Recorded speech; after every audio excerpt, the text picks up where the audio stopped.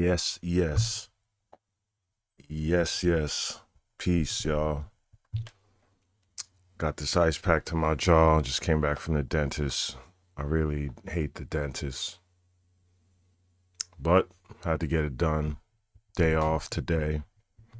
Glad I took today off because yesterday was a lot of work. Annual Castle Braid 4th of July celebration. Um, Castle Braid was my first New York apartment. Shit is a fairy tale. It was dope. So I miss some of the amenities for sure. I miss having a gym. I miss being next to four different trains and like having gentrified snacks and all of that around the way. Things are a lot closer than the neighborhood I live in now. But I definitely don't miss the people or the lack of culture. Um, Even like showing up yesterday and seeing the performers before like us. I'm like, yo, this shit is trash. Yeah. But it was dope. 8 years, man.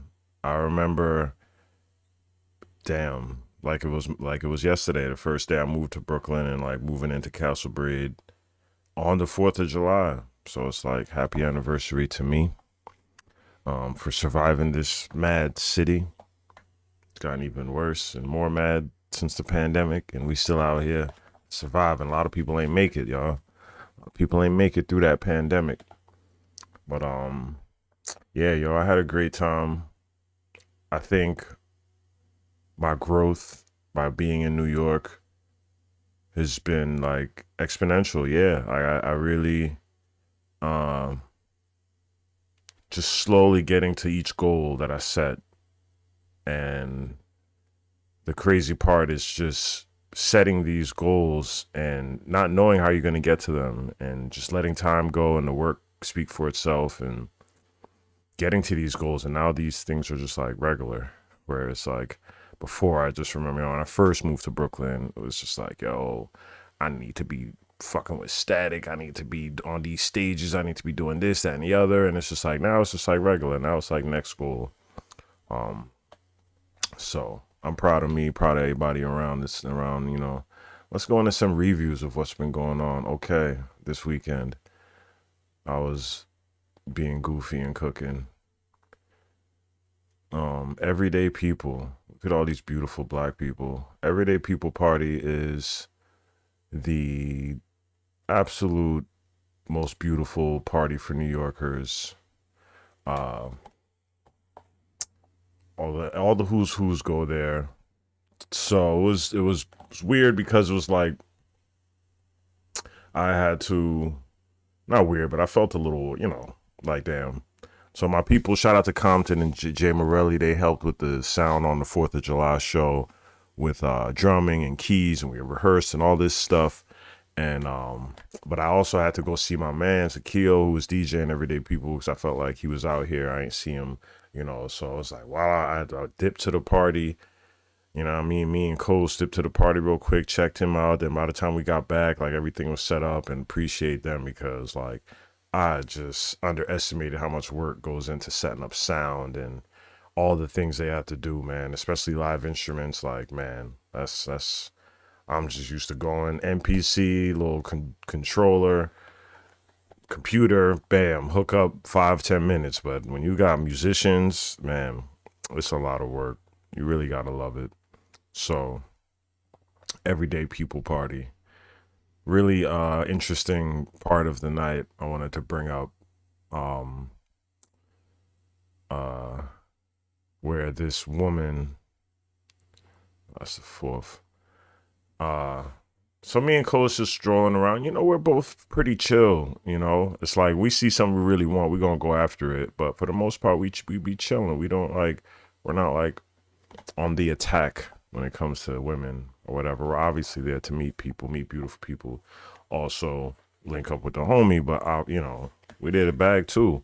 But we're chill. We're more reserved. We're the reserved kind of guys, and we're chilling. And this chick taps me, and she's like, "Come here, come here." And I'm like, "What's up?" And she's like, "Are you too gay?" And I'm like, "No. What gives off that impression?" She's like, you two aren't dancing or talking to anyone. I'm like, we just chill. Like, how about you just have better game next time? Like, you think I'm attractive? Why not just say hello? So I think what's happening in this new society, drink my, before I go into this topic, I feel like ever since Pride Month, I know like Brooklyn is definitely heavy on the LGBT community, and it's whatever. People, grown ups, grown ass adults, do your thing, do whatever. I do feel like a lot of things are being forced and shoved down our throats, but that's neither here nor there. I think adults should be able to do whatever the hell they want to do. Leave kids alone. But adults, do whatever the hell you want to do, as long as you're not disrespecting nobody. But everyday people party, and I feel like the last few parties I've been, it's just been like heavy, uh, gay, um, population at these parties. A lot of gay people. So this everyday people party, you know, like I said, the fanciest of the who's and whatnot. Definitely a lot of gay men. I want to say maybe half the dudes there were gay, and so many beautiful women. Like the most beautiful people go to this party. Like I said, women half naked. This one chick had a mesh dress on with just like straight bra and panties under it. I'm like, she was bad as shit too. I It looks nice. I usually don't go for that type. Like if you're not walking up to me, it's gonna be very rare for me to walk up to you looking you dressed like that. You know, when I know you seeking that attention. Um, so we're chilling in the corner, and chicks asks us if we're gay, and I'm like, why? So she says because we're not dancing, and I'm like, no one's dancing. And everyday people, I feel like I never really go to dance. I danced maybe twice while I was there, and that's because it's so tight. It's like I just told a chick like, yo, you might as well dance because you right here, and we started dancing a little bit. But it's a super hypergamy contest, because there's so many beautiful people, both men and women, that I feel like everyone is trying to level up and get their greatest of the greatest bags. Like me, I feel it too. It's just like maybe there's some chicks where it's like on a regular basis or in a regular party, I might have tried to bag or something, but because it's this party, the upper echelon, it's like I need to get me something I really want, you know. And but that person is like, oh, I need to get somebody with a bigger beard who's 20 pounds lighter and makes 20,000 more a year. You know, it's like 2 inches taller. It's like everyone's going there to level up and find something bigger and better. So I feel like everyone ends up just kind of being quiet, and there's not a lot of bagging that goes on at these parties. I tried to talk to a few women, and you just feel it. For me, if I don't feel no vibes, if I ask you a couple questions, if I give you a compliment and ask you a couple questions about yourself and you don't send nothing in return, I just walk away. I'm not pushy. I'm not gonna sit here and act and belittle myself to get a phone number, you know, because I'm the fucking shit. So if you don't got no questions for me, or you know, if you don't see nothing mutual, keep it moving. Like that's it. So I felt the frustration of this chick who asked me if we were gay, because they obviously were there to bag their own and possibly come out with something new, you know. And there's just no one talking to nobody. Everybody's in their cliques. It's very clicky at everyday people and very just like stush. And I felt the frustration. I wonder how women feel about so many black men in these parties being gay, or at least the fly ones. That's like hands, pretty niggas. You know what I mean? They're most of the time, a lot of the times they're gay, and I felt the frustration from this chick, because it's like, damn, you know, it's like they're already outnumbered, you know, and if they're just straight heterosexual and not even bi, like they don't got no options, barely, and then the options they do have is quiet niggas like me and Coast, where it's like, again, we're not running up on chicks that don't give us no type of eye contact, no type of sign to come talk. So Men are now the catch. Y'all women are gonna have to start stepping it up and like really showing your interest at least. At least show interest in somebody because all that standing there looking pretty and cool. Um, like I felt the frustration of that chick. She was just like, no one's dancing, no one's talking to us, blah blah blah. And I'm like, all right, well I'm here now. And they danced with me. She was like, show me how you would dance with my friend. And I'm like dancing with her friend and shit. And she's like, show me how you would approach her. And I'm like, okay, I would try to grab your hand or get your attention. She's like, that's too much. And like, it's so confusing because she's like, you need to grab her by the waist and approach her or whatever to let her know you're interested. Like, and I'm like, I'm not touching a random woman. I'm not touching people. Like, I don't put my hands on people. That's just me. And then she's like, that's too much, but you're also being too shy. She was like pretending that I was hollering at her friend or something. She's like, you're being too shy. And I'm like, I'm not going to touch a random. This is the Me Too movement. This is what y'all created. Y'all pushed men away from wanting to approach because everything is abuse and toxic now. Unless you're attracted. When you're attracted, then it's sexy. But if you're not attracted, even if they're not attractive to you, then it's abuse and toxic masculinity. Women are confusing, you know, and it was like, which is before my era, but when it was like Freaknik days, from the videos I saw and like stories I hear from our older folks, like men were like grabbing women by the pussy damn near, grabbing ass, titties, like just not asking questions, just straight, come here, girl. All this, you know, aggressive, super alpha shit. And y'all call that toxic, but now we're more chill. And it's probably a time now where women just need to do the approaching. Now we're being too shy, and it's like, oh, are you niggas gay? It's like, y'all are confusing. But men are the prize. Sorry to burst your bubble, ladies. Men are now the prize. Y'all gonna have to step it up, step your game up, start talking more, start approaching more, start showing your interest before you turn 35 and single and miserable. See, I'm at that age and I'm doing good. I'm happy. You know, of course there are things that I want. I would like a life partner, someone to build some shit with, someone that gets me, ready to conquer the world and not pretend, not fake, you know, but overall I'm happy.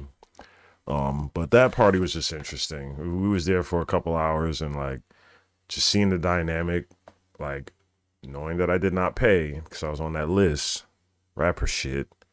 I would not want to pay to go to a party like that. It's beautiful people, but it's like it's almost like a trap where they're wanting people to talk to them just so they can boost their head up and turn people down. That's how I kind of feel. Shout out to Akio from South Africa. Real DJ life, just traveling the world and really inspiring to meet somebody like that and still be in touch after all these years. Feel like I met him. I met him my first time going to London, so that was probably 2017 or 18. So yeah, being in touch with somebody that's just so dope and business oriented. Shout out to DJ Akio, one of the great DJs of South Africa. So what else we got here in this timeline?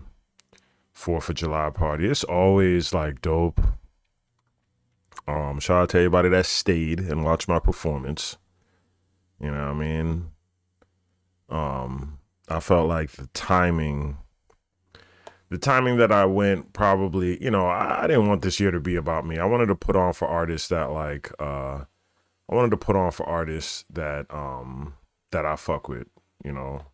I wanted to put on for people that obviously can't put on everybody I fuck with, but put on for people that be supporting, be coming to shows, you know, and people that I've also like discovered along the way. So I didn't care, you know, by the time I went, it wasn't super packed, but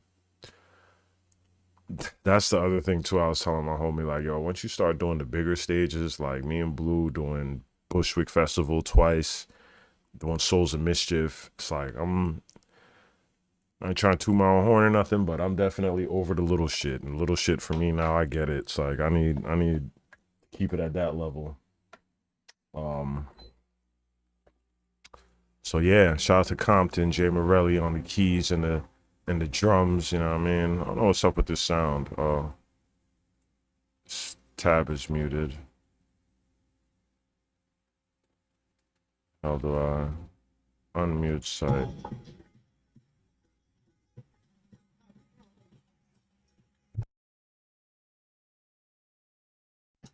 Oh, still not working.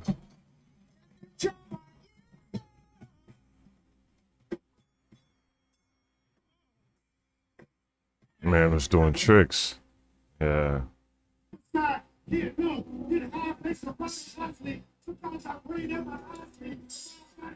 Shout out to Know It All.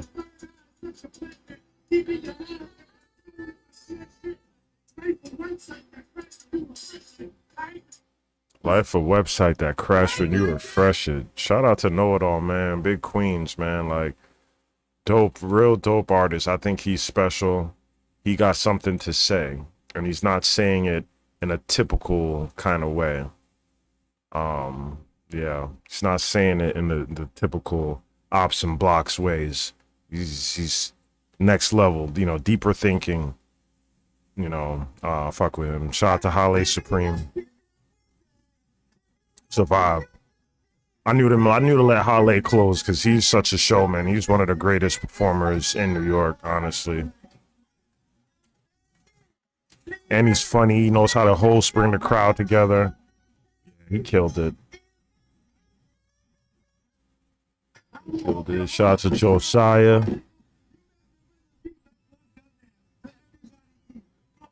Knew Josiah for shoot. Damn near 20 years. You know what I mean? Great hustler, great MC. Shout out to Wavy. I know he was struggling with all the crowds and the anxiety and all of that, but he still pulled up and played some beats. You know what I mean? It was cool to perform Find a Living with some drums.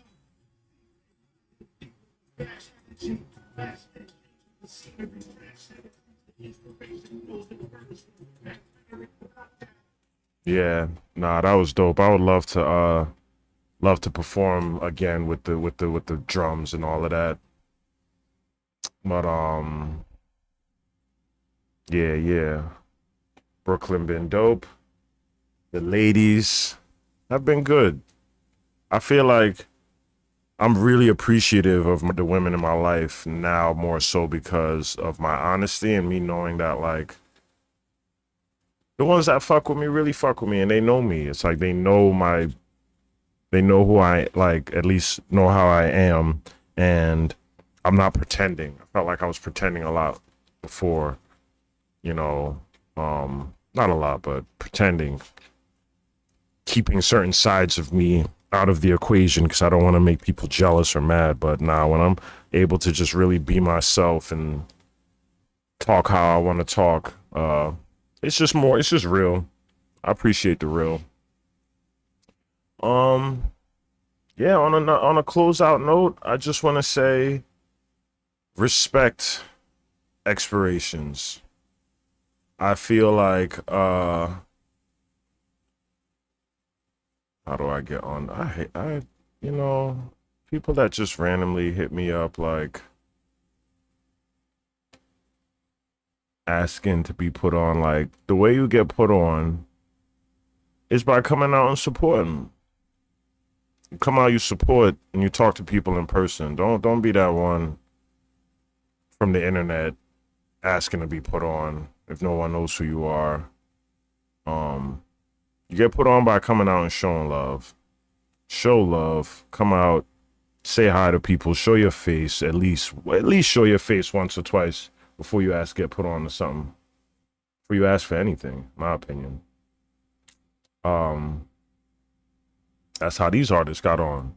These artists that, like, I fucked with, either did stuff with, or seen them coming to shows consistently, like, oh, you keep coming out. Well, now it's like, I gotta put you on that next opportunity I'm putting you on because you showing love.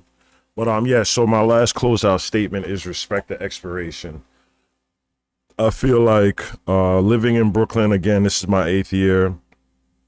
I've met quite a few people that I thought were friends, which is my fault because, you know, maybe they consider us to be friends, but my definition of real friendship. It's like real friendship. And I think my fault is where I assume people are gonna like consistently being this friend, and it's because I'm the one that be wanting consistency and like let's build, because I guess it's like my abandonment wound, my family abandonment wound, and all of that makes me want something consistent. And when people start backing away or changing up on me, it just like really triggers me. And I think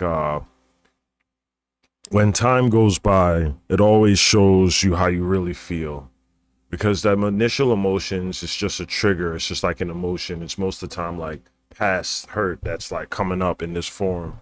So it's really not even like, it's not even real for real. It's just like past things that aren't even really relevant coming up in your life.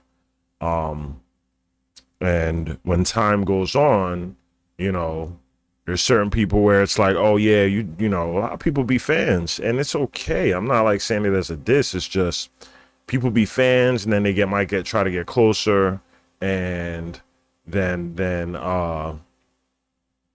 in my head, I'm looking for this consistency thing where it's just like, oh, we're friends now, or you know, we're gonna be working consistently, and it's like, I'd be salty sometimes, you know. It's like you working with people for a couple of years, and then it's just like they'll back up or they'll change or they stop hitting you up, and like I'll be salty, you know. It's like I start thinking like, oh damn, like, you know, you playing me, or like you don't fuck with me or whatever. And I just want to tell everybody, whoever felt like this, to respect expirations. Nothing lasts forever. Literally nothing on this planet lasts forever. Like our skin is peeling and dying every day. Every day our skin peels, like sheds a little bit, and like new skin is being formed as we sleep.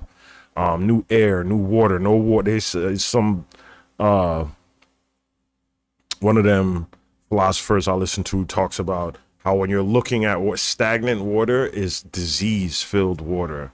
Any water that's just stagnant, not moving around, not flowing like a river, or, you know, it's stagnant, it's disease-filled, it's dirty. But the water that's constantly moving is the clean, purified water, you know? So nothing as far as the elements or in this reality stays the same. Everything is forever changing. So I think message to myself and anybody else who be going through these abandonment things is like, really look at it for what it is, you know.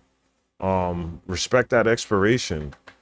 Stop being mad, and figure out where that anger, or, you know, is coming from, that emotion's coming from. Most of the times for me, it's just my triggers from my past.